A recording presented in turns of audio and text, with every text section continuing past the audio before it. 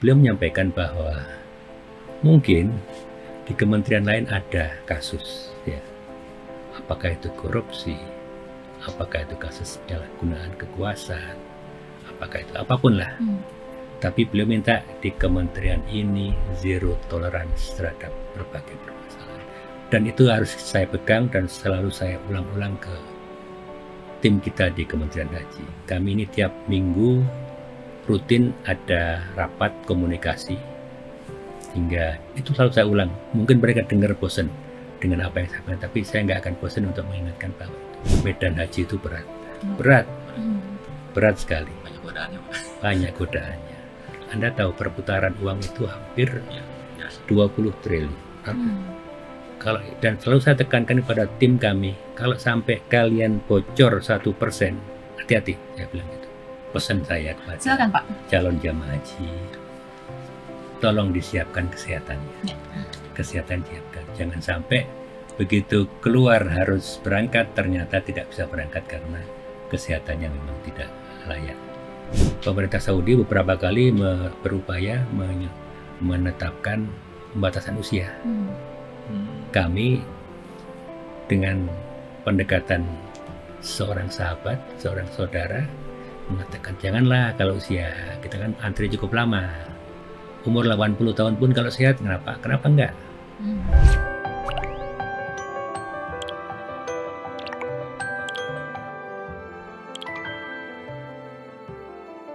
Assalamualaikum warahmatullahi wabarakatuh. Halo Tribuners, jumpa bersama saya Giok Mengwan dan rekan saya Adi Fendi.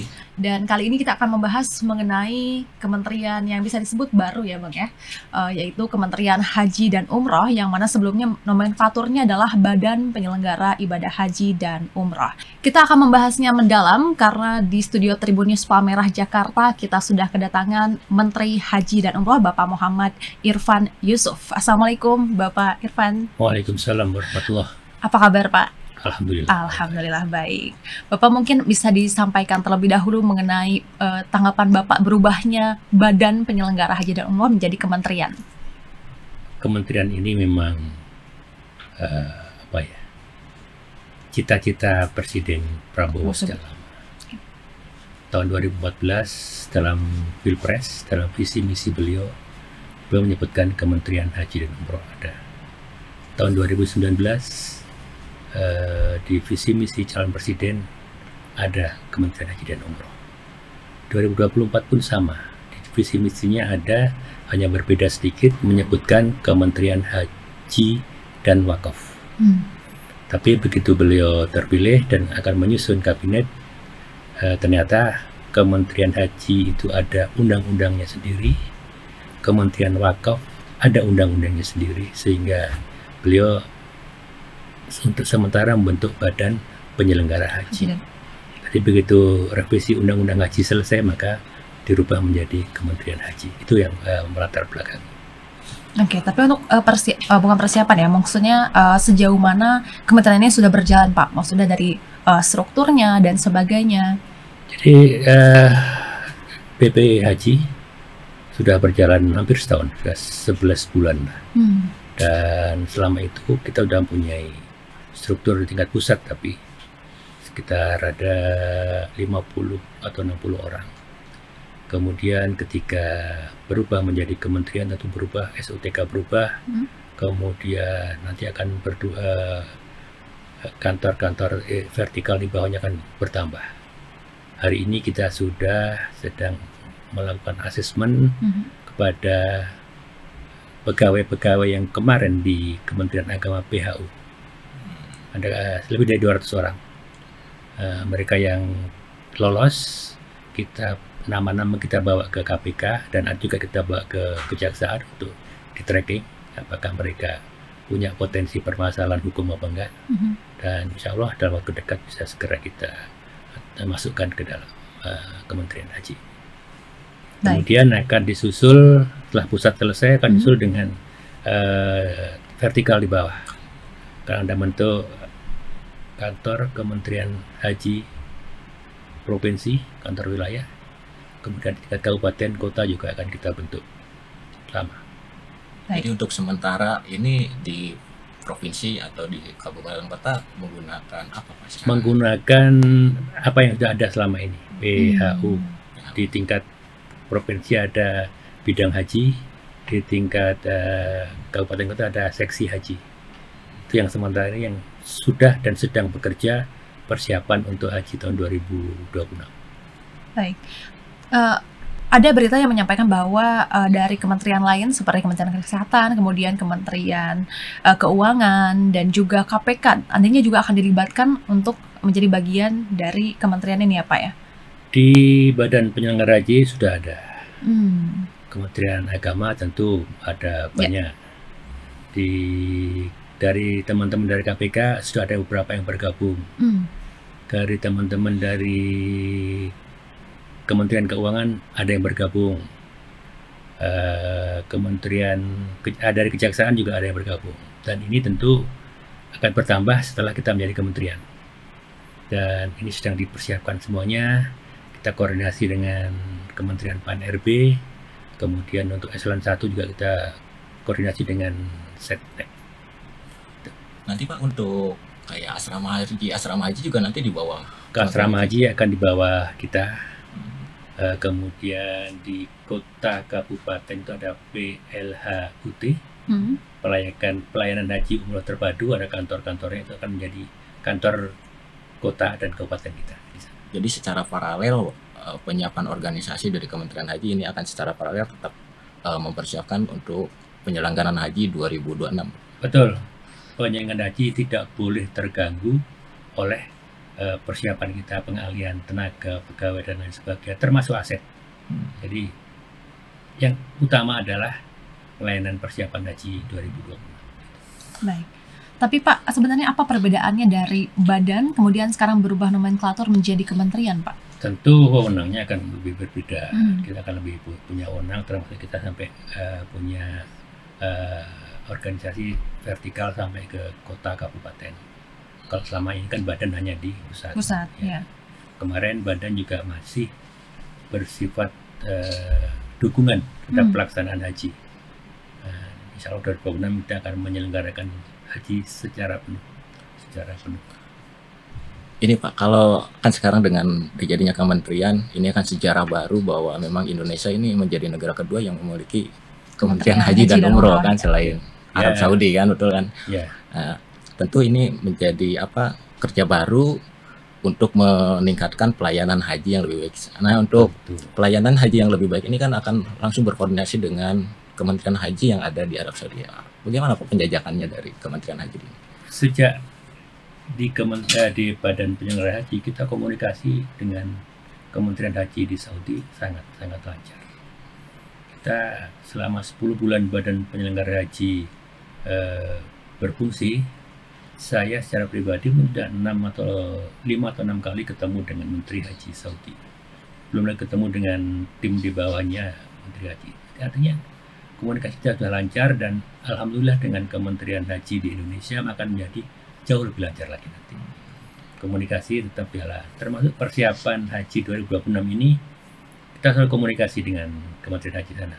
Tiap bulan sekali ada meeting via Zoom untuk menginventarisir permasalahan-permasalahan yang terjadi sehingga bisa segera diselesaikan. Intens gitu ya Pak, intens sekali, dan mereka sangat membantu kita, sangat membantu. Baik, terkait masa tunggu untuk haji Pak, kan disamaratakan ya, jadi sekitar 25 sampai 26 tahun untuk seluruh wilayah. Itu usulan kami ke DPR. Mudah-mudahan disetujui oleh DPR karena alasan kita cukup rasional. Kita ingin sama lah. Kalau sekarang ini kan di Jawa Barat sekitar 18-20 tahun. Di Sulawesi Selatan bisa 45 tahun. Di Aceh mungkin hampir 30 sekian tahun. Di Jawa Timur mungkin 20 sekian tahun. 28 artinya nggak merata. Akibat nggak merata itu, nggak merata pula, nggak adil juga bagian nilai manfaat dan haji. Sama GG ini antri 20 tahun. Mas Adi antri 30 tahun. nah, Kan harusnya beda.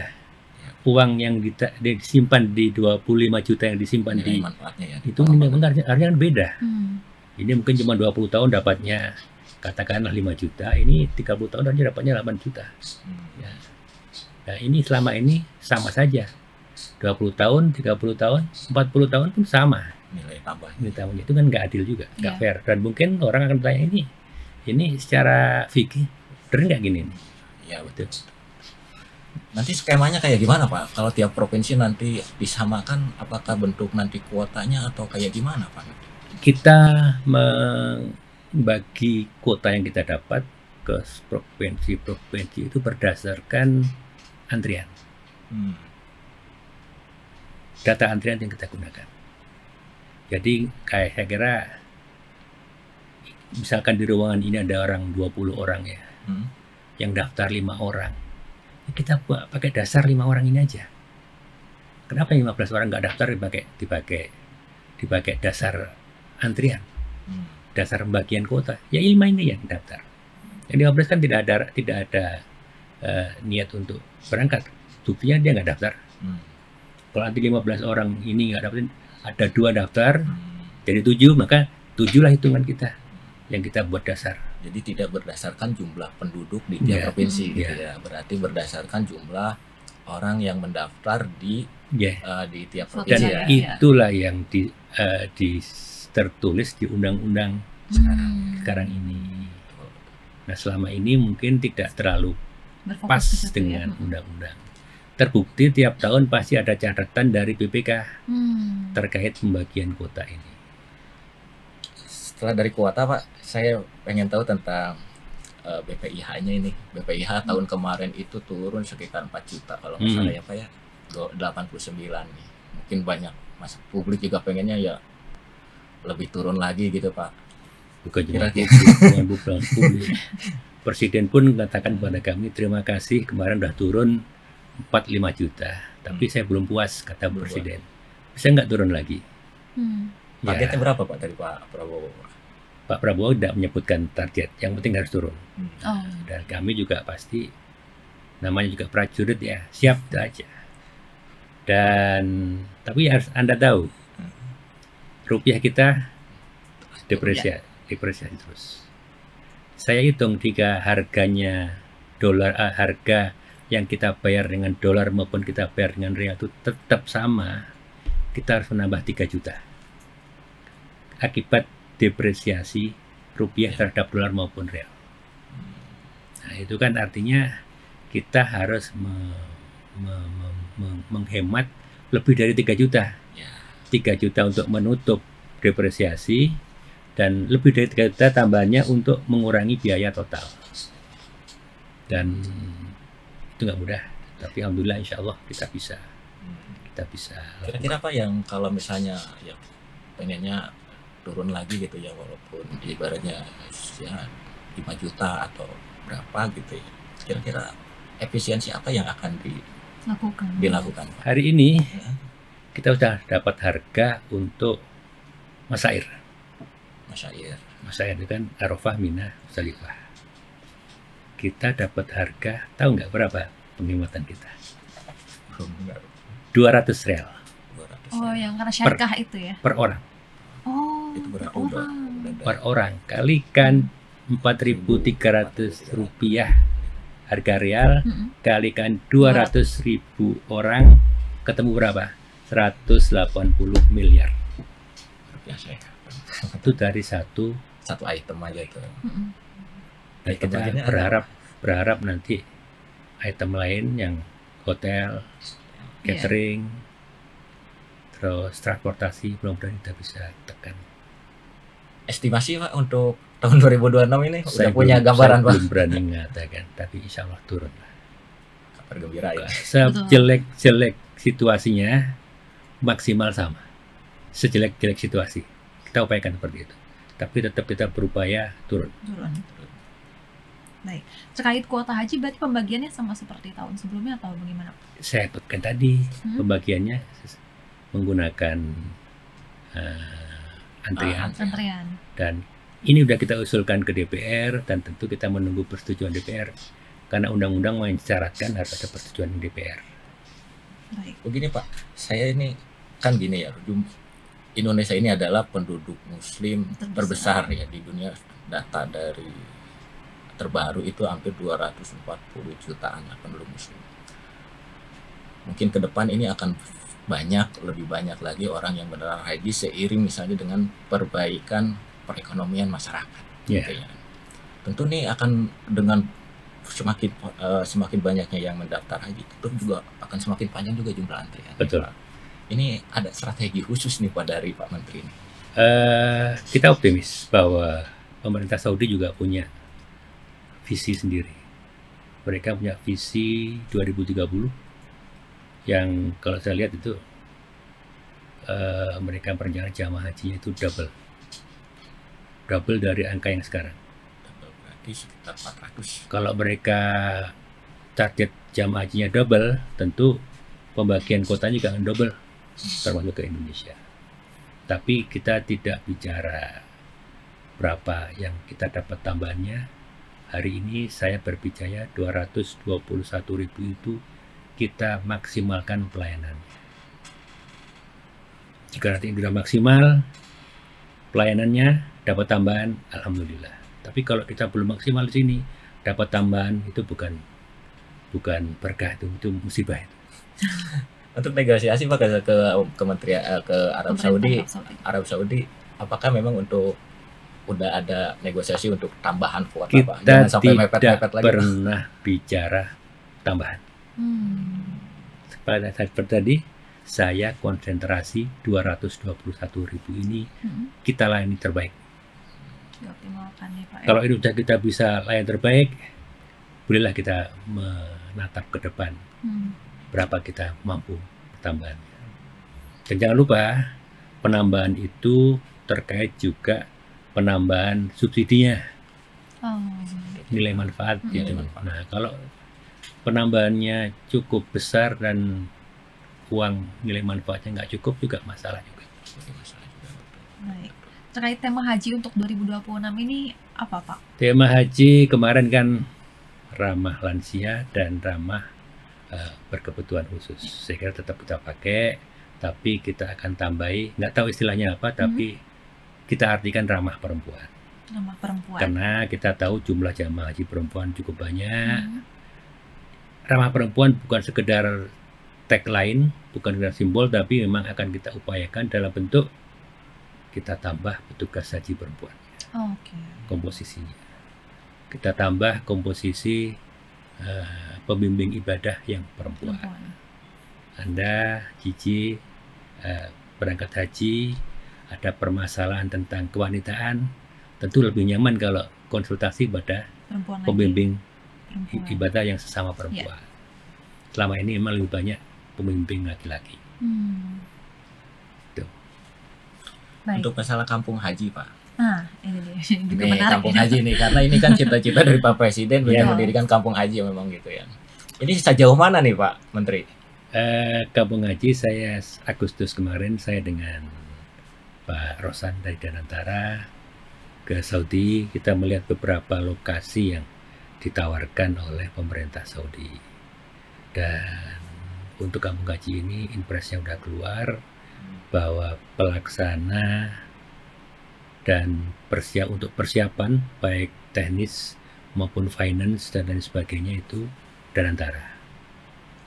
Kami Kementerian Haji berfungsi sebagai user nantinya kalau sudah selesai.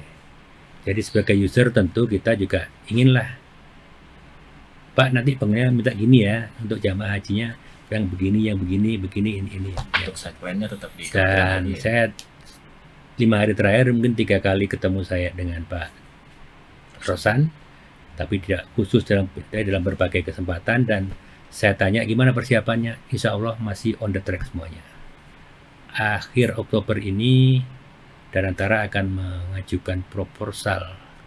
Proposal itu termasuk tanah ini mau digunakan untuk apa, bangunannya bagaimana, harga yang kita tawarkan itu berapa ke pemerintah Saudi dan sebagainya. Dan insya Allah ini sudah sudah dan sedang dikerjakan oleh teman-teman di Danantara.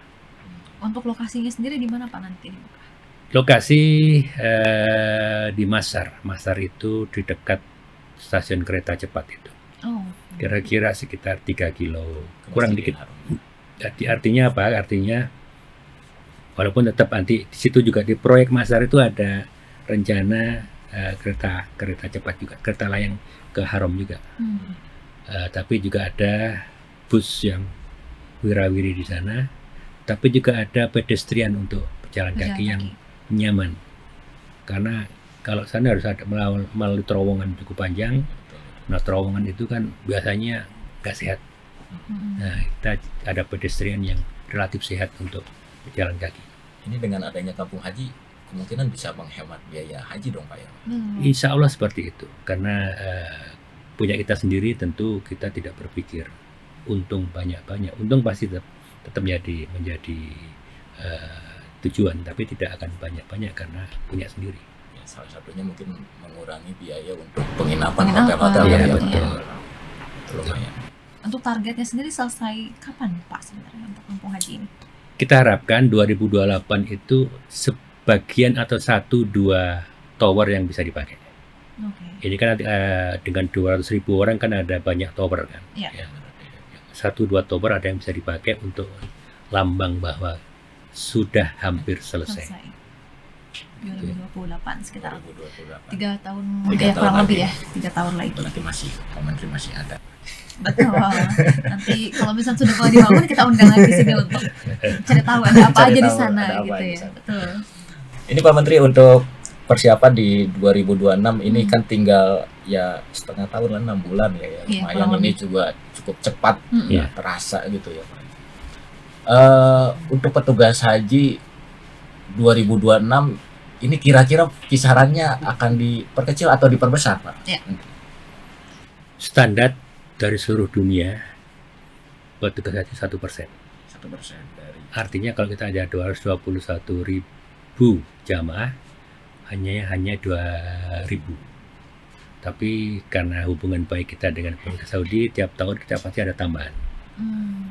Tambahan kita kemarin hampir 4.000, tapi karena kita tidak mampu membiayai semua, mungkin hanya dipakai sekitar 3.000 sekian.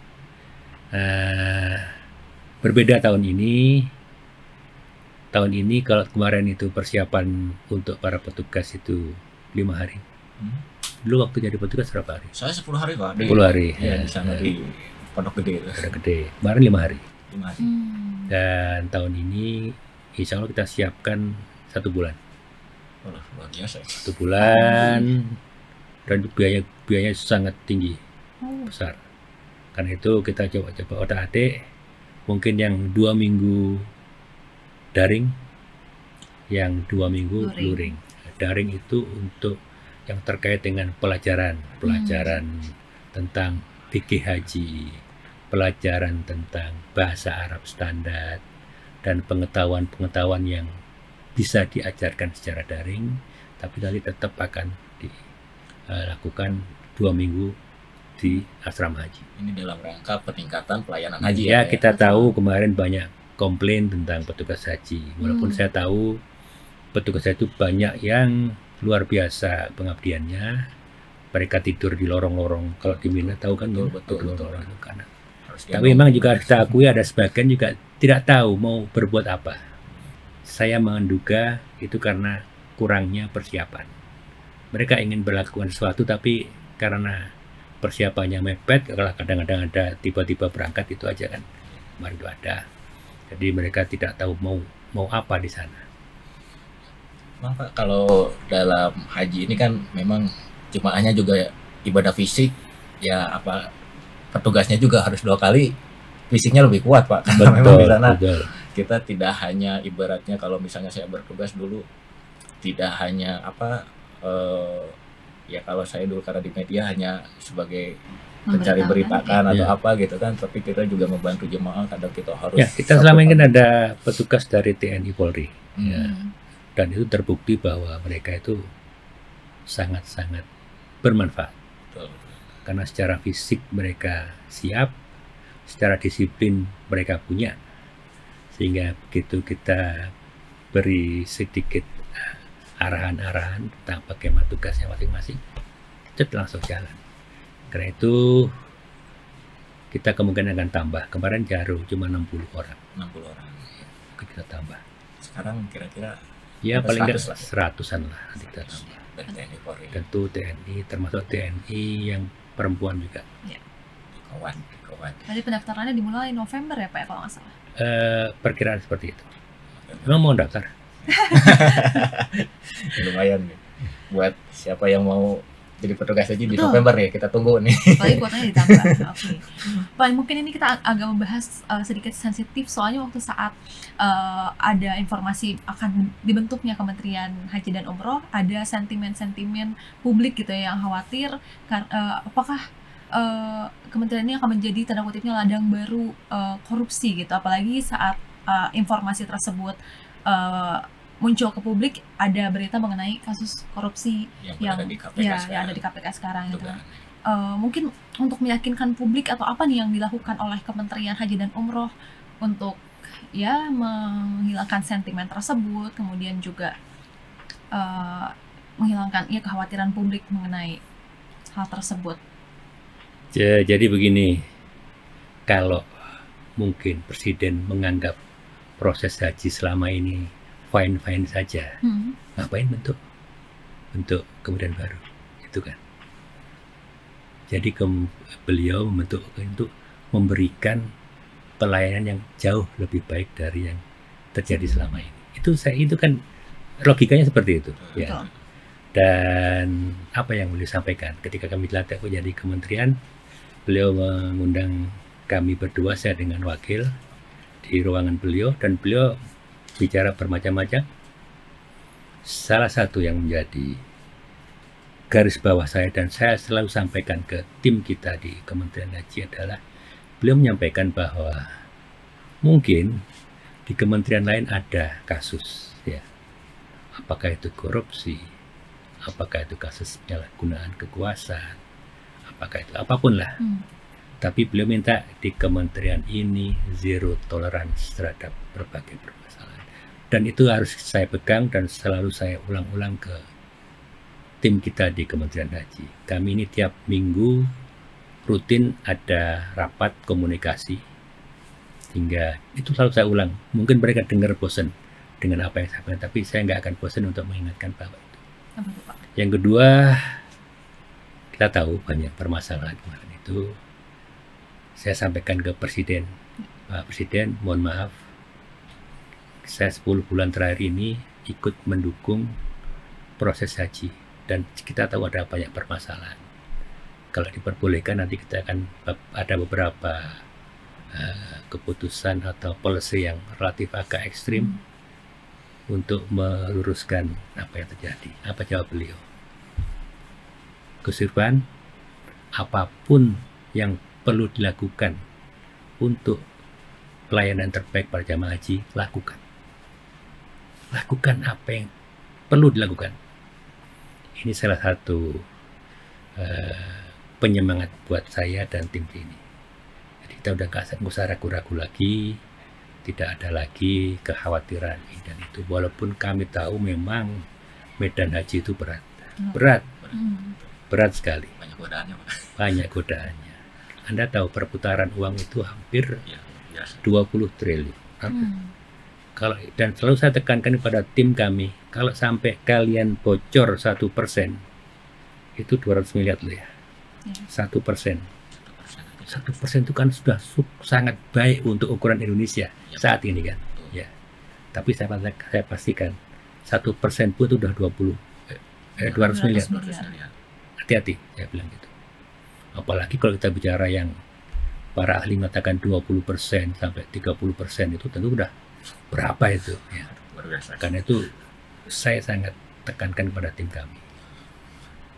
Pak Menteri, saya ingin tahu tentang sekarang ini tentang jemaah yang khususnya yang lansia, karena kita memang bukannya kan lansia karena memang ini ya masa tunggunya terlalu sangat lama sekali gitu ya. Ini kalau jemaah yang apa yang disebutnya, ya maksudnya dari segi lansia yang nggak layak ini kan ada juga kebijakan nanti akan dipulangkan atau gimana itu? Jadi gini, pertama lansia, kita memang ada prioritas lansia, ada 1% dari calon jamaah di satu daerah di prioritas lansia. Tapi tentu saja dengan lansia yang sehat. Pemerintah Saudi beberapa kali berupaya menetapkan pembatasan usia. Kami dengan pendekatan seorang sahabat, seorang saudara mengatakan janganlah kalau usia, kita kan antri cukup lama. Tapi kita gunakanlah istiqomah kesehatan. Umur 80 tahun pun kalau sehat, kenapa enggak? Umur 40 kalau kayak ini, kalau nggak sehat ya nggak akan kita berangkatkan. Dan alhamdulillah pemerintah Saudi selama ini sampai tahun ini juga masih menyetujui apa yang kita harapkan. Tapi harus kita akui bahwa tahun 2025 ini, kemarin ini, kita babak belur di bidang kesehatan. Babak belur. Apa tuh faktornya? Kita dikomplain dari Kementerian Kesehatan Haji Saudi. Kita dikomplain dari Kementerian Haji Saudi. Saya pulang dari haji hari Minggu, hari Selasa saya udah diundang Dubes Saudi di Jakarta, komplain juga masalah kesehatan. Ketika saya mendampingi Pak Prabowo ketemu MBS, Prince MBS juga menyebutkan tentang itu. Dari sekitar 1000 lebih jumlah kematian jamaah haji seluruh dunia, Indonesia menyumbang separuh kematian. Itulah yang saya katakan babak belur. Karena itu kayak kemarin udah mengundang tim kesehatan, pusat kesehatan haji yang waktu kemarin masih di bawah Kementerian Kesehatan, dan tahun ini insya Allah akan masuk ke Kementerian Haji sesuai dengan undang-undang. Saya katakan tolonglah, kita ini punya standar kesehatan yang saya kira sudah cukup lah. Tapi ada beberapa kasus standar kesehatan ini agak diturunkan karena berbagai permasalahan lah ya. Dan saya paham itu. Tapi untuk tahun ini tolonglah standar kita tetapkan sesuai dengan itu. Walaupun dengan risiko, ini neneknya Kiki ini udah antri 25 tahun mau berangkat, ternyata nggak jadi berangkat. Ini pamannya hari ini udah nunggu 35 tahun mau berangkat, cek kesehatan nggak layak, nggak berangkat. Banyak protes. Banyak protes, dan itu membuat kementerian nggak akan populer. Saya pribadi nggak populer karena itu. Anda tahu saya ini politisi. Politisi itu nggak ingin tidak populer. Bahkan mau membayar berapapun supaya tetap populer. Tapi khusus untuk kesehatan ini, saya siap tidak populer. Kenapa? Karena kita ingin menunjukkan kepada teman-teman di Saudi bahwa kita ini bisa. Dan apa yang disampaikan Menteri Haji Saudi kepada kami, tolonglah teman, kalau brother, dia kalau manggil saya brother, tolong brother, proses haji ini dilihat seluruh dunia melihat. Jangan sampai mereka menganggap bahwa proses ini haji adalah menjadi ladang kematian. Dan saya sangat sepakat dengan itu. Kita harus kita terapkan. Dan resikonya memang cukup besar. Saya kan tidak populer.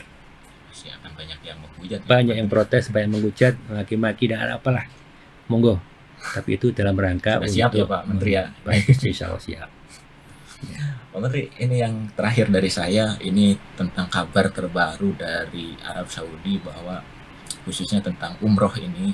Umroh ini sekarang Kementerian Haji Arab Saudi itu memperbolehkan untuk menggunakan visa-visa lain di luar visa umroh. Ini baru 1 atau 2 hari lalu saya baca beritanya. gitu dari sana. Ini tanggapannya dari Pak Menteri gimana? Itu sebetulnya sudah lama diterapkan seperti itu, banyak bahkan yang mereka yang transit pun bisa umroh sebalik lagi meneruskan penerbangan. Selama ini seperti itu. Kita juga banyak mendapatkan keluhan dari teman-teman travel yang terkait dengan umroh mandiri itu. Dan ini mungkin selalu saya jawab, setahu saya, sepengetahuan saya, selama ini umroh mandiri itu memang ada. Tapi untuk mendapatkan visa kan tetap melalui travel yang mempunyai usernya itu. Nah, karena yang mengeluarkan membantu mendapatkan visa itu travel. Kenapa travel komplain ke saya? Mungkin kalau ini di sananya banyak ini juga Pak, ladang-ladang di sana nggak ada. Jadi kita kepentingan untuk travel, untuk umroh, kita tidak ikut memberangkatkan, tapi kita berkepentingan untuk bisa mendapatkan data. Data travel ini memberangkatkan berapa orang, di sana nginep di mana, persiapannya gimana. Itu yang kita inginkan. Supaya kalau ada apa-apa di sana, kita bisa ikut membantu menangani. Kemarin ada, kapan itu ada kecelakaan bis yang terbakar, ada berapa meninggal, ada yang berapa dirawat. Walaupun yang menyelenggarakan travel, tapi teman-teman kita di KUH misalnya ikut berhari-hari menunggui korban di sana, di rumah sakit.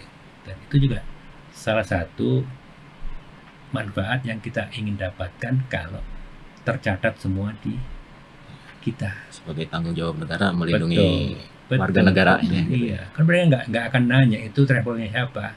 Yang tahu, mereka tahu itu orang Indonesia. Orang Indonesia, betul. Iya. Oke, ternyata banyak sekali tantangannya ya. Tantangannya emang umroh ini luar biasa. Tadi kesehatan juga, apalagi kan yang kegiatan yang melibatkan banyak orang, tentunya banyak sekali tantangannya ya. Tantangannya luar Betul. biasa. Tapi kita berharap ya dengan Kementerian Haji dan Umroh ini tantangan-tantangan tersebut bisa diatasi gitu ya dengan baik. Kemudian juga ini bisa menjadi harapan baru agar penyelenggaraan ibadah haji dan umroh di Indonesia ini semakin lancar dan semakin lebih baik lagi. Dan apalagi menghadapi penyelenggaraan ibadah haji 2026, semoga dilancarkan semuanya. Dan juga Gus Irfan ya Pak bisa memimpin Kementerian Haji dan Umroh ini menjadi lebih baik lagi. Apalagi nanti kampung haji didirikan 2028 ya. Udah bisa dipakai kali ya. Betul, ya sudah bisa dipakai 2028. Nanti di masanya, masih di masanya Gus Irfan, semoga lancar semuanya. Amin. Sudah sekitar lebih dari 30 menit ya kita berbincang, tidak terasa. Terima kasih banyak Pak Irfan sudah datang ke Tribun News di Palmerah, Jakarta. Satu pesan saya kepada Silakan, Pak. calon jamaah haji, tolong disiapkan kesehatannya. Kesehatan siapkan, jangan sampai begitu keluar harus berangkat ternyata tidak bisa berangkat karena kesehatannya memang tidak layak.